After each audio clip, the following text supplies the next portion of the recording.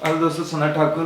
दोस्तों, मुझे एक सवाल आया था अभी कि रेंटल के बारे में, स्पेशली कि लोग मेरे साथ अगर देखने जाते हैं और वहाँ बोलते हैं कि मुझे ये प्रॉपर्टी पसंद नहीं आई, लेकिन बाद में क्योंकि उन्होंने फ्लैट देख लिया है, उनको पसंद है, उन्होंने ओनर से मिल लिया है, बाद में वो दोनों ओनर और जो टेनेंट है वो कांटेक्ट कर लेंगे और डायरेक्ट डायरेक्ट डील कर लेंगे, क्योंकि दोनों चाहते हैं कि ब्रोकरेज को बचाया जाए, है ना। तो ऐसे केस में हम क्या करें या कैसे इन चीज़ों से बचें, क्योंकि वो जो नेगोशिएट जितना करना पड़ेगा, अगर 1-2 हज़ार का फर्क है, मान लो 20,000 रेंटल था, तो अगर वो इसमें ब्रोकरेज बचा लेता है तो बोलता है कि मैं ठीक है, वो नेगोशिएशन का काम खत्म हो गया ना। कि साल भर में कितना जाना था, 12 दूनी 24,000, 11 महीने का लोग करते हैं ना जैसे लिव इन लाइसेंस, तो बोला कि उतना 2,000 का गैप खत्म हो रहा, डायरेक्ट डायरेक्ट कर लेते हैं। बड़ा अच्छा सवाल है, और कोई ऐसा ब्रोकर नहीं होगा जिसके साथ 1-2 बार ऐसी घटना ना घटी हो। अब हम क्या कर सकते हैं, हम बोलते हैं कि प्रिकॉशन ही ले सकते हैं। और प्रिकॉशन क्या कर ले सकते हैं, सबसे पहली बात तो ये आदत डाल दो कि एक फी लेटर साइन कराया जाता है जब भी कोई क्लाइंट आपके पास आता है, आपसे प्रॉपर्टी देखता है। अब जब मैं ये बता देता हूँ तो लोग कहते हैं सर एक फॉर्मेट भेज दो, तो उसका भी अभी इलाज हो गया है। आप लोग क्या करो, जो चैनल है इसको आप इसकी मेंबरशिप ले लो। इसके कुछ चार्जेस होते हैं, मेरे ख्याल से 159 कुछ हैं, जो कि ज्वाइन बटन के अंडर ही वो सारी चीजें मैं डालते रहता हूँ। तो आपको ऐसे बहुत सारे मटेरियल वहां पे भी मिल सकते हैं कि जो ये फॉर्म्स वगैरह वहां मिल जाएंगे। तो एक इतना नहीं भी समझे कि क्या फॉर्म है कैसे है, तो सिंपल कि आपने मेरे से ये प्लॉट देखे, ये फ्लैट देखिए, आपका सिंपल अगर मैं उसको करूं तो name, contact number, email address और आपकी रिक्वायरमेंट क्या है, 2, 3, 4 BHK ऐसे कॉलम बना दिए हैं, किस बजट में देख रहे हो, किस एरिया में देख रहे हो, और आपने मेरे से ये ऑप्शन देखे, तो जो जो आपने घर, मकान या फ्लैट दिखाए वहां पे लिख दो और उसकी साइन ले ली, ये हमने आपसे देख लिए। ये बहुत निहायत जरूरी है, और मैं वहां नीचे नोट में लिख भी देता हूं कि भाई हमारा कमीशन कितना होगा। ऐसे नहीं, आपने तो बताया नहीं था कि हम जो भी है 45 डेज का हम ब्रोकरेज लेते हैं या 1 महीने का लेते हैं, वो वहां मेंशन कर दो। साथ में ये भी मैंने देखा है, कई लोग मेंशन कर देते हैं कि अगर आपने डायरेक्ट करने की कोशिश की और पता लगा तो जो ब्रोकरेज है डबल लेंगे। मान लो 25,000 मिलना था तो 50,000 लेंगे अगर डायरेक्ट करने की कोशिश की। अगर जो भी प्रॉपर्टी दिखाई आपने साइन करा लिया है पेन से लिख के भी कि भाई ये चीजें हमने देखी है, तो आपको हमसे ही लेना है, बस हमने दिखा दिया, तो आदमी डरता है। आप वो नहीं कराओगे तो वो तो कोशिश करेगा। ये इंडिया है, यहाँ पे तो लोग चाहेंगे आपको स्किप करना, मतलब कौन चाहता है ब्रोकरेज देना। मुझे याद है मेरी पहली डील हुई थी, मैं भी नहीं चाहता था, मैं भी सोचता था डायरेक्ट डायरेक्ट कर लूं। मतलब सच बताने में क्या है, मतलब आज मैं समझ रहा हूँ कि ब्रोकर कितना काम करता है, बेचारा मेहनत करता है, पर तब लगता है यार बिना मतलब खाली ये घर दिखाने के इसको इतने पैसे क्यों दे। समझ रहे हो, तो वो करेगा, लेकिन अगर फॉर्म भर दिया है, साइन कर दिया है, तो वो फंस चुका है। तो ये पहला प्रिकॉशन है ना, इसको फी लेटर कहते हैं। ये जरूर साइन कराओ कि भाई हमसे आपने देखा है और इतना ब्रोकरेज रहेगा। कोई निगोशिएट करना है शुरू में कर लो, मेरे को जमेगा तो मैं आपको दिखाऊंगा। मान लो कि वो बोल रहा है 25,000 पर मैं आपको 15 ही दूंगा, उससे ऐसा होता है, नेगोशिएट करना पड़ता है। अभी आप जानते हो कंपटीशन कितना है मार्केट में, तो मैं भी करता हूं। बट जो है हो गया फाइनल, तो बस फिर हम दिखाएंगे, जमा तो काम करेंगे ऐसे। तो वो एक तरीका है पहला कि फी लेटर बहुत बहुत बहुत जरूरी है, वेरी इंपॉर्टेंट। दूसरी चीज है कि आप कभी भी घर देख लिया तो क्या होगा, दोनों के नंबर कभी शेयर नहीं करेंगे एक दूसरे को। उन दोनों को भी बता देंगे कि देखिए सर, आप दोनों आपस में बात ना करें, इसमें आपका फायदा है, क्योंकि मैं बीच में सस्पेंशन रहूंगा, शॉक ऑब्जर्वर का काम, क्योंकि वो कुछ बोलेगा फिर इसका कुछ आ जाएगा, उसका कुछ आ जाएगा, तो ज्यादातर आर्गुमेंट हो जाता है। मैं हूं, मेरे थ्रू ही बात करना, जो भी करना मैं उनको बता देता हूं ऐसे। तीसरा है कि जब आप दिखाते हो तो आपको अलर्ट रहना, आप एकदम भरोसे पे नहीं छोड़ देना उसको कि वो क्लाइंट कहां जा रहा है। जैसे मैंने दिखा के आया तो कल भी फोन करो, अगर वो कल ही नो रिप्लाई कर रहा है तो कुछ थोड़ा सस्पिशियस होने की जरूरत है। अरे भाई कल तक तो ठीक था, आज ये कैसे मेरा नंबर अटेंड नहीं कर रहा है, मैसेज करके देखो, कोशिश करो कि कहीं कुछ गलत तो नहीं कर रहा है। हर आदमी पे आपको शक करने की आदत डालनी पड़ेगी इस बिजनेस में आप हो तो। और एक चीज आप कैसे कर सकते हो, मैं ज्यादातर अभी जब शुरू में 1-2 झटके खाने के बाद क्या करता हूँ, ओनर से मेरी रिलेशनशिप बहुत अच्छी रहती है, तो ओनर कभी गलत नहीं करता, और ज्यादा टाइम तक मैं ओनर से ब्रोकरेज कभी नहीं लेता। देखिए रेजिडेंशियल में ओनर से ब्रोकरेज लेना बहुत मुश्किल है। जब नो ब्रोकरेज जैसी साइट आ गई है, इतना कंपटीशन है, तो आप उससे ब्रोकरेज मांगने जाओगे तो क्यों बोलेगा कि यार मैं उससे अच्छा डायरेक्ट करूंगा ना, या और बहुत सारे ब्रोकर है वो करने को तैयार, क्योंकि प्रॉपर्टी बहुत इंपॉर्टेंट है।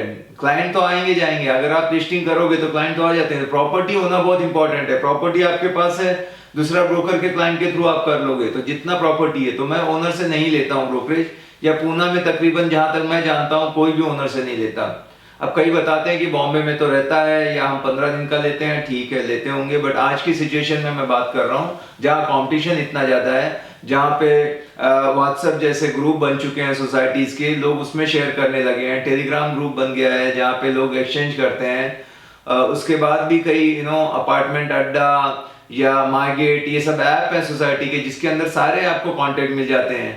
तो ब्रोकर के लिए सारी दिक्कतें बढ़ती जा रही है, तो नॉर्मली ओनर से निकालना ब्रोकरेज मुश्किल होता है। तो जब मैं ओनर को ये बताऊंगा कि सर मैं ब्रोकरेज चार्ज नहीं करता, तो वो कंफर्टेबल रहेगा, वो डायरेक्ट कभी डील नहीं करेगा।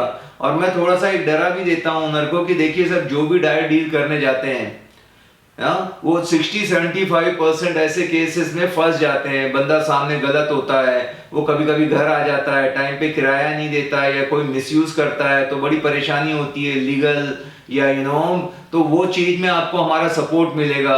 मैं कह देता हूँ कि हम लोग ऐसा सरप्राइज विजिट करते हैं 1-2 महीने में, कि सब जो जिसके नाम पे एग्रीमेंट है वही आदमी रह रहा है या कुछ और हो रहा है, वहां पे कोई बिजनेस तो नहीं कर रहा है।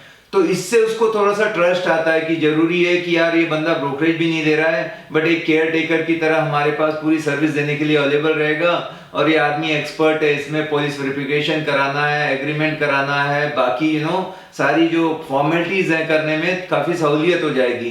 तो जब मैं ये सारी बातें बताता हूँ तो डायरेक्ट करने की कोशिश नहीं करता, और मैं डरा थोड़ा बोल भी देता हूँ, जो डायरेक्ट करने वाले वो गड़बड़ वाले ही रहते हैं। आज वो मुझे चीट कर रहा है, जो टेनेंट है ना, मुझे मेरे थ्रू देखा, मेरे से मेहनत करवाई, और गपचुप आपके साथ कर रहा है, क्या भरोसा कल आपके साथ ना करे। तो ऐसे में थोड़ा सा फियर क्रिएट कर देता हूँ, जो कि सच है कि मैंने खुद ने देखा है। जिस बंदे ने डायरेक्ट कोशिश की थी, मतलब कुछ तो ठीक निकले, मतलब जॉब वाले को दे दिया, गवर्नमेंट एम्प्लॉय को दे दिया, ठीक है, पर जिसने बिजनेसमैन या इधर उधर के लोगों को दिया है वो रोते हैं, मतलब उनको बहुत परेशानी करनी पड़ती है। और वो जो ऐसे लोग हैं जो वो टारगेट करते हैं कि जो ओनर लालची है, खुद अपनी लिस्टिंग कर रहा है, वो चाहता है कि विदाउट ब्रोकरेज, या नहीं लिखा रहता है ब्रोकर्स एक्सक्यूज, इसका मतलब उन्हीं लोगों को टारगेट करते हैं। उनको पता है ब्रोकर के थ्रू जाने से ब्रोकर सब इंफॉर्मेशन निकाल लेता है, वो एक्सपर्ट रहता है, वो जानकारी ले लेगा मेरे बारे में, बट ये ओनर है सीधे साधे, इनको फंसाना आसान है, तो उनके साथ ही फ्रॉड हो जाता है और बड़ी फिर दिक्कत आती है। तो ये सारी चीजें मैं जब ओनर को बताता हूँ तो ओनर फिर उसके साथ डायरेक्ट नहीं करता। और मैं साथ ही साथ टेनेंट को भी बता देता हूँ कि भैया जो प्रॉपर्टी हमसे देखी है, आपने साइन कर दी है, फिर वो अगर आपने डायरेक्ट करने की कोशिश की, डबल ब्रोकरेज लेंगे। हम लोगों का भी यही रोजी रोटी है। और मान लो अब हो गया, इसके बावजूद क्योंकि कुछ चीजें अपने कंट्रोल में नहीं है, दोनों थे ही गलत आदमी, उनको देना ही नहीं था, नियत खराब थी, उन्होंने कर लिया, तो भाई उनके पास जाके बैठो, आपको तो पता लग ही जाएगा मार्केट में हो, तो जैसे ही पता लग जाता है जाओ बोलो कि आप आगे अभी हमारा ब्रोकरेज निकालो, क्योंकि आप ऐसे कैसे, आपको घर दिखाया था, और वो तब आप बोल पाओगे जब आपके पास कुछ ऐसा जो कम्युनिकेशन हुआ था आपको और टेनेंट और ओनर के बीच में। मैं ग्रुप बना लेता हूँ कई बार कि ये टेनेंट है, ये ओनर है, जिसमें कि मेरे पास प्रूफ रहे कल को कुछ, कि देखो मेरे थ्रू आपने नेगोशिएट कराया, बात किया, देखा, आप डायरेक्ट कैसे कर सकते हो। तो फिर मैं जाऊंगा उसके घर, बोलूंगा कि भाई मेरा ब्रोकरेज चाहिए। अब वो क्या बोलेंगे, नहीं देता, हमारे पहले पहचान के, मेरे थ्रू देखा था, मैं प्रूफ दिखा सकता हूँ उसको। और नहीं तो फिर अपने कई बार रियल एस्टेट के अपने एसोसिएशन होते हैं, वो लोग एक दूसरे को सपोर्ट करते हैं, यार जरूरत पड़ी तो हम लोग 10 लोग आके बैठेंगे, मैं अपने बीवी बच्चे लेके यहाँ आ जाऊंगा, भाई मेरे पास पैसे नहीं है खाने पीने के, क्योंकि आप मेरा ब्रोकरेज नहीं दे रहे हो। देखो लोग उसी को डराते हैं जो लगता है कि कमजोर है, जब उससे भी भारी मिल जाता है ना तो वो नहीं डराते। एक सिंपल सी चीज समझने की कोशिश करो, आप मेढक होता है, मेढक, आप जाओ उसको एक लकड़ी लेके पीछे से ऐसे ऐसे करो, तो वो क्या करेगा, जम मार के भागेगा इधर उधर, ठीक है ना, क्योंकि वो मेढक है, वो डर जाता है। अभी शेर एक बैठा हुआ है, आप जाओ एक लकड़ी और उसको थोड़ा सा उंगली करो, शेर क्या करेगा, और डर के मेढक जैसे भागेगा या आपको खा जाएगा। तो यही फर्क है कि आप मेढक हो या शेर हो। अगर शेर है वो जानता है भाई ये काम करता है, इसका सब पता है, बातचीत से भी अंदाजा आ जाता है, तो उससे वो मस्ती नहीं करते, वो गपचुप उठा के दे देते हैं टाइम से। और ब्रोकरेज का भी बता दो कि कब मिलेगा, at the time of registration, और या तो आप पोजीशन, कई बार रजिस्ट्रेशन किए बिना घाई है, गड़बड़ है, ऐसे बोल के ओनर से सेटिंग करके पोजीशन ले रहे हो, आप घर में गए मेरा ब्रोकरेज दे दो, बात खत्म। नहीं तो बोलेगा मेरा ये बाकी वो बाकी, वो ठीक है आपने शिफ्ट कर लिया ना, ठीक है, कितना बाकी है, पेपर बाकी है, पुलिस, मतलब कुछ ऐसा रह भी गया है कि मेरे को ये कमिट किया था, ये नहीं है, ठीक है, 80-90% जितना काम हो गया उतना दे दो, है ना। 20,000 में से 18,000 दे दो, 2,000 का काम बाकी है, पूरा क्यों रोक के रखा है। सिंपल, जब वो 18 दे देगा तो 20 भी दे देगा, पर आपको घुमा रहा है, आप बोलो प्लीज सॉरी, तो वैसे काम नहीं चलेगा, फिर वो मेढक जैसे आपको ट्रीट करेगा। तो ये है कि आप अगर इस धंधे में हो तो सबसे बड़ा काम जो है आपका खुद का ब्रोकरेज निकालना, वही नहीं आप कर पाओगे तो बाकी दूसरे की क्या मदद करोगे। इतना बड़ा लेन देन व्यवहार करोड़ों का आप कैसे हैंडल करोगे, आप खुद का ब्रोकरेज ही नहीं निकाल पा रहे हो। तो इसलिए खुद को थोड़ा सा स्मार्ट बनाना है।